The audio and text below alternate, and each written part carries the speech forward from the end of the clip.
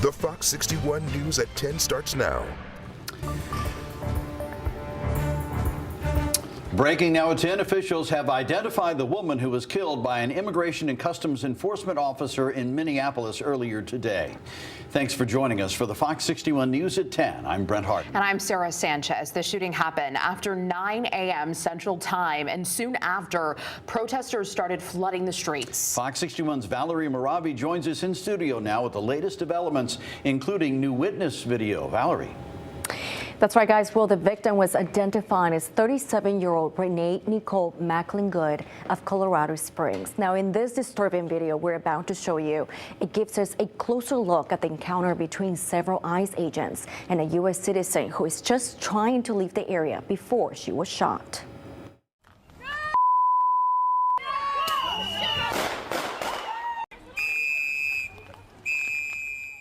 I heard 4, possibly 5 shots, and then the car sped forward because this person's injured and their foot went down. And then it crashed into a nearby car. I saw the passenger exit the vehicle. They were crying and their face was covered in blood. The agents on the scene were shouting, "No pulse, no pulse." The raw reaction from a Minneapolis witnessed the graphic video that captured the nation's attention. It shows the moment when 3 ICE agents approach a woman in her car parked in the middle of the road Wednesday morning. She refused to get out. One of the agents attempts to open the driver's door. She then immediately tries to drive away, but another agent tries to stop her and shoots her. The car is then seen crashing another car. The shooting has sparked a mix of emotions by the Minneapolis community and community leaders across the country, including Executive Director of Integrated Refugee and Immigrant Services in Connecticut, Maggie Mitchell-Salem. I was horrified to see what federal agents would do to another human being. I don't care what their immigration status is. She was shot at point-blank range. Absolutely no threat to the agents who killed her. During a press conference, Department of Homeland Security Secretary Kristi Noem said this incident goes to show the act of violence ICE agents experience on a daily basis, calling it, quote, "It was an act of domestic terrorism." What happened, it was our ICE officers were out in an enforcement action.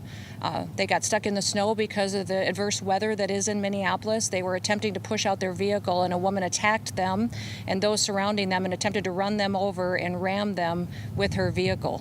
An officer of ours acted quickly and defensively shot to protect himself and the people around him. But not everyone shares the same thought. Minneapolis officials emotionally disputed this was an ICE offense. They're ripping families apart. They're sowing chaos on our streets. And in this case, quite literally killing people. This was so preventable. So unnecessary. I don't want to be right about this, but I said if they do this, they're going to create a chaotic situation where someone innocent's going to get killed. And they did it. And now we hear more political rhetoric. Enough. Enough is enough. You could see this coming from the administration's actions. This is a natural next step to an administration that detains people in inhumane conditions, that sends them to third countries where they're going to be abused and tortured, that violates court orders. This is just... Now, Good is survived by her 6-year-old kid. And as this breaking story develops, we'll keep you updated both on air and online at fox61.com. For now, live in the studio, I'm Valerie Moravi, Fox 61. Well, crowds gathered in the city tonight to hold a vigil for Good. A makeshift shrine of flowers and candles was set up near the scene of the shooting. Speakers at the vigil condemned federal officers' actions and called for the ICE officer to be charged. The shooting occurred just blocks from where George Floyd was killed back in 2020. Meanwhile, a protest against ICE was held in New York City tonight. Immigration advocates gathered in New York's Foley Square for what they call an emergency rally. The location chosen is between the federal courthouse and DHS headquarters in New York. In developing news tonight, former New Haven Police Chief Carl Jacobson admitted to taking a large amount of money out of a department account.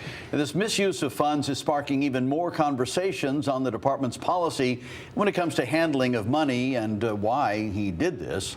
Fox 61's Kate Pattyfoot has more from Mayor Justin Elicker and the acting chief. Mayor Elliker said former police chief Jacobson admitted to taking $10,000 from the informant bank account. Investigation will be led by New Britain Judicial District State's Attorney Christian Watson, who will oversee the Connecticut State Police investigation in order to avoid any potential conflicts of interest. The account Jacobson took money out of is used to pay people who assist in criminal investigations. According to Mayor Elliker, when Jacobson became chief in 2022, he continued managing the account. Acting Police Chief David Zanelli said he asked Jacobson multiple times to hand over the account. What the chief had done is basically make it where he would be the sole holder of the money, and what he would say to us is commonly that he was doing that to protect us from any kind of liability. Mayor Elliker says $75,000 is deposited into the account each year. In 2025, funds were regularly withdrawn from the account each month in $5,000 increments by Chief Jacobson. The only exceptions were in November and December of this year, when in each month, instead of one $5,000 withdrawal, there were two $5,000 withdrawals made in each month. So each November, December had in total $10,000 each. As of now, that account has a little more than $50,000 in it and has been frozen. Officials say this is still an active investigation and they are still working to find out how much money was taken from the account and the reason behind it. In New Haven, Kate Pattyfoot, Fox 61. For the latest on these breaking, developing stories, stay with Fox 61 on air and online. You can also watch us for free on Fox 61 Plus, our free streaming app. Well, happening now, a water main break repair in Hartford. It's been a hectic day for drivers after the break made a key part of the downtown scene congested beyond belief. It's now been going on since earlier this afternoon in a very congested area anyways. Fox 61 Stefan Reels has been out there all night. So Stefan, what are you seeing right now? Well, as opposed to this afternoon when rush hour was going on, things have calmed down a little bit. You've seen a couple cars going through what would normally be a 3-lane highway is now just a 1-lane road to get onto the interstate. To get onto I-84, to get onto I-91, you got to go through a bit. But crews have been out here since about 12:30 this afternoon. We're closing in on a few hours, but I did get a chance to speak with the inspector from the Connecticut Department of Transportation. He told me that while it would typically take in between 8 and 12 hours, we're going to be going past that. There is a chance that this won't be finished until 2 to 3 a.m. in the morning on Thursday. So there's still a long road ahead to get everything just to a temporary solution, because it won't really be until the spring or the summer where things are really warm that they'll be able to fix this completely. So right now it's just getting it back up and running to normal. The good news is I did get a chance to speak with MDC, and they told us that none of their customers lost water pressure during this. So outside of this really just being during an inopportune time with rush hour, the Yukon came downtown. Right now things are going as smooth as they can. We'll keep you updated on air and online as things develop. But for now, in Hartford, Stefan Reels, Fox 61.